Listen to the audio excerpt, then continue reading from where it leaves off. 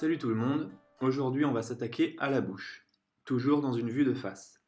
Je vais d'abord commencer par une bouche réaliste pour qu'on voit de quoi on parle.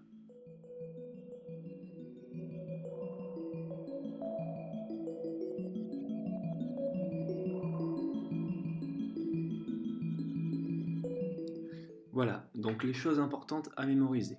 C'est cette forme de M ici, 1, 2, 3 et 4. La présence des commissures sur les côtés. Cette petite ombre portée sous la lèvre inférieure.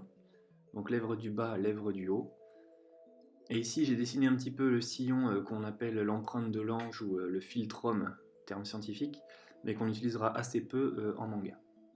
Ok, donc je vais commencer par ce que j'estime être les trois formes de base. Donc on aura la forme neutre, avec dans sa version la plus simple un trait. On aura la forme contente, avec un sourire.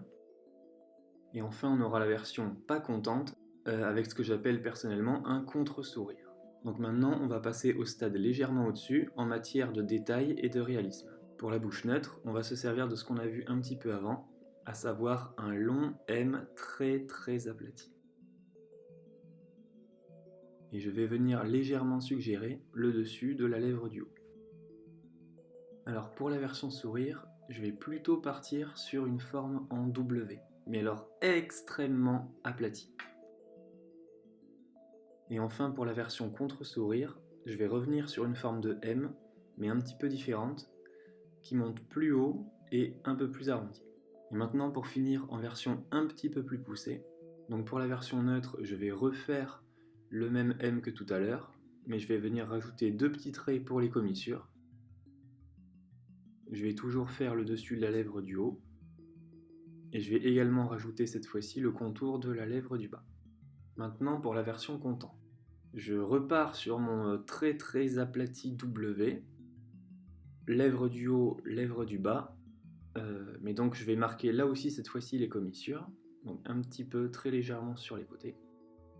Et maintenant pour la version pas content, je fais à peu près le même M que précédemment, mais j'ajoute les commissures en bas, à peu près à l'horizontale, et lèvre du haut, lèvre du bas. Donc voilà pour les bouches de base, de face, simples et fermées. On va maintenant voir pour chaque expression l'ouverture progressive de la bouche, ainsi que l'apparition des dents.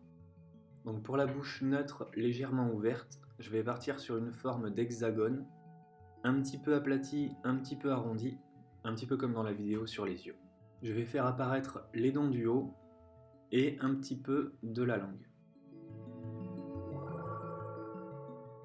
Maintenant, une ouverture un petit peu plus prononcée, et je vais faire un hexagone plus étiré en hauteur. Je dessine toujours les dents du haut, mais cette fois aussi les dents du bas, qui sont vues de dessus, et plus de langue. Donc ces bouches peuvent servir pour un personnage qui parle par exemple de plus en plus fort, mais sans être spécialement content ou pas content. Maintenant, la version sourire. Donc là, on a un personnage de bonne humeur, ou qui commence très légèrement à rire. Maintenant, pour un personnage qui rit beaucoup plus fort. Donc là, la bouche est plus ouverte et rit plus fort. Maintenant, la version bouche pas contente légèrement ouverte. Et la version pas contente encore un peu plus ouverte. J'ai un petit peu trop pincé la lèvre supérieure, je vais corriger ça. Alors parenthèse, je ferai sûrement un point matos, un de ces quatre, mais sachez que ceci, Uniball Signo Broad, c'est très pratique pour corriger de façon précise. Et donc une chose qu'il est intéressant de noter, c'est que sur la bouche contente grande ouverte, les dents du haut forment une sorte de barre, alors que les dents du bas forment un arc, puisque la mâchoire inférieure est vue de dessus. Et sur la bouche pas contente qui s'ouvre, les dents du bas forment plutôt une barre, et les dents du haut un arc, puisqu'on voit le dessous des dents du haut. Donc maintenant on va parler du cas des dents serrées. Donc d'abord en version bouche contente. Donc je vais d'abord faire un sourire avec une bouche légèrement ouverte. Je vais venir caler un petit peu de noir entre la commissure des lèvres et les dents pour représenter le noir, l'obscurité du fond de la bouche et donc donner un petit peu plus de profondeur. Et ensuite je marque les dents serrées avec uniquement des petits traits sur les côtés. En général, on évite de représenter la totalité des dents, sauf vraiment pour obtenir un effet particulier, un sourire flippant, dérangeant ou étrange. Et maintenant la même chose avec une bouche plus ouverte, donc toujours avec le noir sur les côtés des dents et des petits traits pour marquer la fermeture des dents.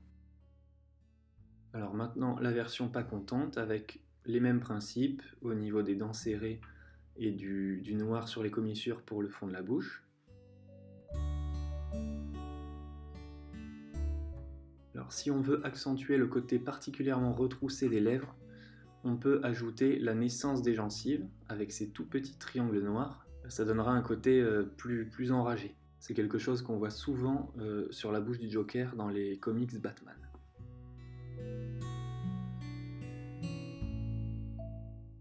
Pour terminer, je vais aborder deux cas particuliers que sont les dissymétries et la présence ou non de maquillage. Donc pour la dissymétrie, ça va être tout simplement la possibilité de faire une ouverture différente de la bouche à gauche et à droite, ou alors un serrage de dents différent.